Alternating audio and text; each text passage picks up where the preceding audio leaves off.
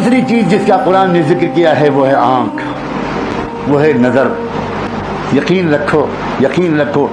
شیطان کے زبردست تیروں میں سے ایک تیر ہے ہماری تمہاری نگاہ۔ جس نوجوان نے اس راز کو سمجھ لیا، اگر اسے دنیا میں کچھ بننا ہے، اگر اس کو زمانے کی خرابیوں اور ماحول کی خرابیوں سے اپنے آپ کو بچانا ہے، تو کان کے بعد آنکھ کو بچا کر رکھنا ہے۔ بہت بڑا امتحان ہے نوجوانوں، چیلنج ہے، بڑا چیلنج ہے۔ شیطان اس بات کا ایک عجیب سما باندھتا ہے، حسن کو بے نقاب کر کے باہر نکالتا ہے، لڑکیوں اور عورتوں کو باہر نکالتا ہے، تعلیم کے نام پر، ایجوکیشن کے نام پر، جاب کے نام پر، سروس کے نام پر، مارکیٹنگ کے نام پر، تفریح کے نام پر، گھومنے پھرنے کے نام پر، نہ جانے کن کن عنوانوں پر لڑکیوں اور عورتوں کو بے نقاب اور بے پردہ کر کے باہر نکالتا ہے، اور مردوں کو بے چین کرتا ہے کہ وہ دیکھیں، مردوں کو بے قرار کرتا ہے کہ وہ دیکھیں۔ اور یہ دونوں سماج کے قیمتی حصے، جو اگر یہ دونوں male and female, boys and girls, اگر یہ دونوں کسی سماج کے پاکیزہ ہو جائیں اور ویلیوز پر یقین رکھنے لگیں اور آئندہ کے لیے اس بات کا تہیہ کر لیں کہ نہ صرف یہ کہ مجھے اپنے آپ کو بچانا ہے، اپنی فیملی کو بھی بچانا ہے، اور جہاں تک ہو سکے اپنے رشتہ داروں، اپنے قریبی لوگوں، اپنے نیئر اینڈ ڈیئر ونس، اور یہاں تک کہ اپنے پورے علاقے کے اندر ایک پاکیزہ تہذیب کو پھیلانا ہے، لیکن یہ نہ کر پائیں لوگ، اس کے لیے ایک طرف تو بے پردگی پھیلائی جاتی ہے، بے حیائی پھیلائی جاتی ہے، بے شرمی پھیلائی جاتی ہے، اور لڑکیوں اور عورتوں کو پردے سے دور کیا جاتا ہے، ان کے دلوں کے اندر پردے کی حقارت بٹھائی جاتی ہے،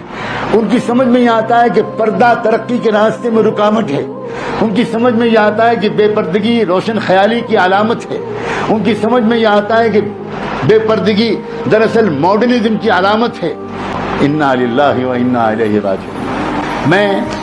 اپنے ان عزیز نوجوانوں کے سامنے بوجھل قسم کی دینی تقریر نہیں کرنا چاہتا، میں ان سے ان کی زبان میں بات کرنا چاہتا ہوں۔ مجھے کوئی یہ بتائے، کوئی ایک نام دے دے کہ جس عورت نے، جس لڑکی نے اپنے آپ کو بے نقاب اور بے پردہ کیا ہو، جس نے اپنے حسن کو پبلکلی ڈیمانسٹریٹ کیا ہو، اور جس نے خود اپنے حسن کے ذریعے سے سماج کے کرمنلز کو انوائٹ کیا ہو، کسی ایک عورت کا ایسا نام دے دو، اس سے انسانیت کو کبھی بھی کوئی اچھا سبق ملا ہے؟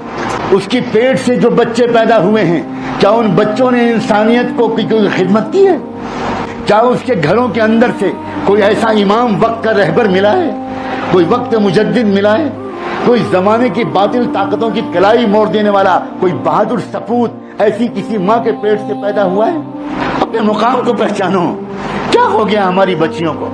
کیا ہو گیا ہمارے نوجوانوں کو؟ تم دکھاتی ہو اور نوجوان لڑکے دیکھتے ہیں، دکھانے والے دکھانے سے توبہ کریں اور دیکھنے والے دیکھنے کی عادت چھوڑیں۔ جب سماج پاک بن پائے گا، جب سماج پاک بن پائے گا، معاشرہ پاک نہیں بن سکتا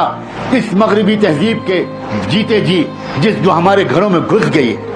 اللہ کرے، اللہ کرے، اللہ کرے میرے عزیز نوجوانوں کو تمہارے پیشانیوں سے ایمان کا نور جھلکتا، تمہارے اندر جذبات نظر آتے ہیں کہ تم چاہتے ہو کہ نیک بنو، تم چاہتے ہو کہ تم کسی طرح ان برائیوں سے اپنے آپ کو بچاؤ،